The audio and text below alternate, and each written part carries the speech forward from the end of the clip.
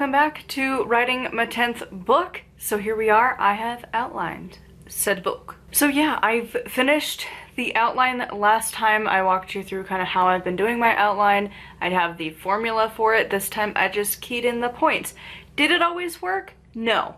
But it gives me a pretty good, like, roughly what it's gonna need, roughly where I'm working towards, make sure I don't just like bust through the timeline and end up at like 27 chapters instead of my 45 that I want. And it worked out pretty well. And this is the part of the story writing that for me is where I get a lot of the hurdle done, because this is the hardest part. So to me, my outline is where I tell the story. And like, yes, when you sit down to write, there's little details that'll come up, but this is the hard day. This is when I sit down and I figure out my story. I used to not do this, but I've since learned that I need to do this because it just doesn't work. I've tried pantsing, I've done that for a lot of books, and then I've tried outlining, and the outline helps a lot. And this is the first time I've really like kind of made a formula for it, but I think it works especially for a mystery where you have to know things before it happens. And so this way I'm able to put little things, little red herrings and stuff, and just little hints and things as you're going, and kind of lead and like get the different key points that I needed in the story before I sit down to write it. So this definitely took a long time. I didn't want it to take all day, but it did, but that's fine. This again is where I put the most work. And so now I know what the story is going to be. I have a couple things that I need to figure out, but with this outline, I'm pretty much set. The last things that I'm going to be doing is what we will talk about in the next video, which is my character creation, just so I have an idea of my people, because for some of these I've already come up with ideas of like character names and roughly what their roles are, but some of them I don't know. Like, of course it's a cozy mystery, so you have to have an officer that's kind of involved, but like not really. And I'm like, I don't know his name, he's the officer. And like there's a couple characters where it's like the vampire, because I don't know. And like there's like a few characters and I'm like, I don't know, it's the boyfriend, the protester. So it's like I gotta figure out these characters. There's not gonna be a whole lot of characters that I have to deal with, which will make it nice. But that is going to be the last like preparatory thing before I actually start writing. This was just to get the story down. And again, this outline helped it so much because I knew, okay, now bringing it back to this point, what do I need to do from here, instead of like, well, I don't know, where do I want to go from here? I don't know. Like that works for some people, doesn't work for me. And again, this outline, I didn't stick to it all the time. Sometimes I had inadvertently realized it was like, well, damn, the mystery plot and the subplot were the same. So I was like, So I had to add something else and like tie it to a different point. But for the most part, the formula seems to be working. It really worked quite well. It made it go fast. And I feel like I didn't get as lost and feel so overwhelmed because I knew roughly what I needed to do. I knew it was like, hey, okay, we need to stick to this point. How could I make this point happen?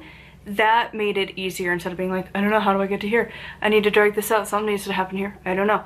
That helped it so much. So now going forward, I have my character sheets just so I know who the players are and roughly their kind of personalities and stuff and their limits and things. But again, it's very cozy, it's very casual of a story. So like, I'm not really reinventing the wheel. It's a vampire, it's a werewolf, whatever, they're in a magical town. So there's just a couple little things that I'm doing of like, hey, magic users have to be limited because they can cause chaos. So, you know, stuff like that. But I think it's gonna turn out pretty good. So when I go to actually start writing, the game plan is going to be that each of these chapters that I've outlined, so all 45 of them, which each of these ended up being roughly a paragraph of a quick summary of what needs to happen. So each of these are going to turn into what used to be a NaNoWriMo day.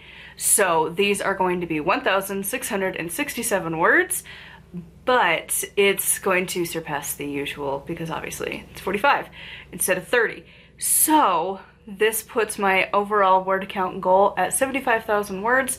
Again, that's roughly what a cozy mystery is going to be, and I think that's going to work out pretty well. I think having a bigger book is going to be ideal, and I'm very excited. If I go over it, cool. I don't think that's gonna happen. Still think it's gonna be a struggle to make sure I get all of those words.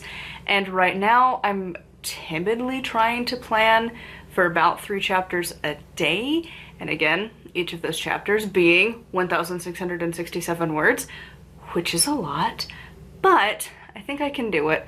Only thing is I gotta make sure that I move and I exercise, because I've been taking notes for a few of the book reviews that I've been doing this year, and already my symptoms are back from having probably not great posture, not having quite an ergonomic desk. I've tried, but I think the biggest thing for me is I just have to take a break from writing.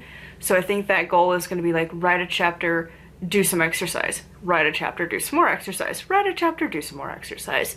So like go and like walk for like 5 or 10 minutes or do a workout or something, just to make sure I'm moving, I'm not in the same spot, so that my hands don't go numb because that's kind of a pain. And like today, my pinky on this hand was just like twitching for hours at a time trying to do this, so that was kind of a pain. The ring finger had to start taking over for the keystrokes because it just was like, blah, blah, blah. It was such a pain. So I'm hoping that taking breaks will help, because again, this took all day to do. And so I'm hoping spacing it out, and typically I can write that in about an hour or 2-ish. It kind of depends on the project. Sometimes fiction can come really, really fast and you're like, yeah, it's done.